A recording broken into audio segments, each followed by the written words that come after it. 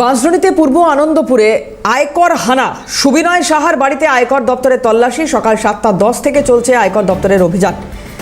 কেন্দ্রীয় বাহিনীর জওয়ানদের নিয়ে তল্লাশি অভিযান শুরু হয়েছে। বাড়ির গেটে তালা লাগিয়ে চলছে তল্লাশি। মফিজুল ইসলাম আমাদের প্রতিনিধি রয়েছেন, কথা বলবো মফিজুলের সঙ্গে, একটু বিষয়ে জানবো মফিজুল।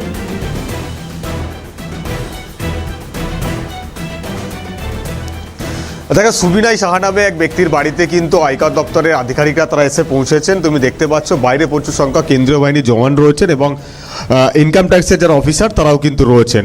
এই বাড়িতেই তারা মূলত তল্লাশি চালানোর লক্ষ্য নিয়ে তারা এসে পৌঁছায় সকালবেলাতেই।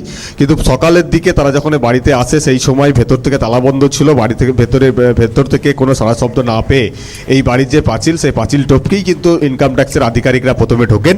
তারপর তারা বাড়ির যে সুবিনয় সাহা তার বাড়ির লোকজন বাড়ির ভেতরের মেন গেট খুললে তারপরে কিন্তু তারা ভেতরে প্রবেশ করতে পারেন। এবং এই মুহূর্তে তুমি দেখো যতগুলো এন্ট্রি এক্সিট পয়েন্ট রয়েছে প্রত্যেকটা জায়গাতেই কেন্দ্রীয় বাহিনী জওয়ানরা তারা রয়েছেন এবং বাড়ির যে মূল গেট পাঁচিলের যে গেট, সেই গেটেও কিন্তু তালা দেওয়া হয়েছে কেন্দ্রীয় বাহিনী জওয়ানদের পক্ষ থেকে। কিন্তু এই সুবিনয় সাহা এবং তারা হচ্ছে দুই ভাই, তাদের বাড়িতে হঠাৎ করে ইনকাম ট্যাক্সের এই তল্লাশি দেখে স্থানীয় মানুষরা তারাও অবাক হচ্ছেন যে হঠাৎ করে এই বাড়িতে কেন। আমি একটু জানবো, এলাকার মানুষ রয়েছে, এই সুবিনয় সাহা এনাকে চেনেন তো? চিনি। কি করেন উনি? জানি, সারা বর্তমানে ব্যাংকে চাকরি করতো, তারপরে কোচিং করতো, ছাত্রছাত্রী পড়তো। ভালো মানুষ, খুব ভালো মানুষ, নিরীহ। ভাইয়ের সাথে বেশি পরিচয় নেই, এমনি এখানে থাকতো, তবে সল্টলেক ছিল, তারপর এখন আসামে থাকে, এইটুকুই জানি, আর জানি না। ভাই কি করে জানেন? ভাই হয়তো চাকরি করে না রে গৌতম, চাকরি করে। দুই ভাই চাকরির মধ্যে? হ্যাঁ, দুই ভাই দুই বোন। সুবিনয় সাহা তার যে ছোট ভাই, সেও একটা সময় এই বাড়িতে থাকতেন, এখন এই মুহূর্তে আসামে রয়েছেন, যেটা স্থানীয় মানুষজন তারা জানাচ্ছেন। এবং সেও বড় মাপের একটা চাকরিজীবী ছিলেন এবং সুবিনয় সাহা সে ব্যাংকে চাকরি করতো।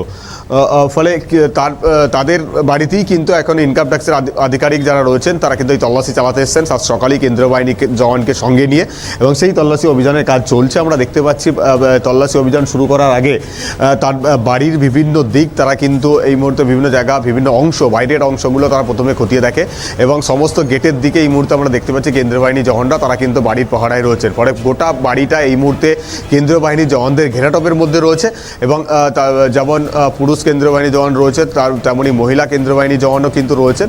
যেহেতু বাড়িতে তল্লাশি চলছে সেক্ষেত্রে মহিলা কেন্দ্রীয় বাহিনী জওয়ানদেরকেও কিন্তু নিয়ে আসা হয়েছে ইনকাম ট্যাক্সের পক্ষ থেকে।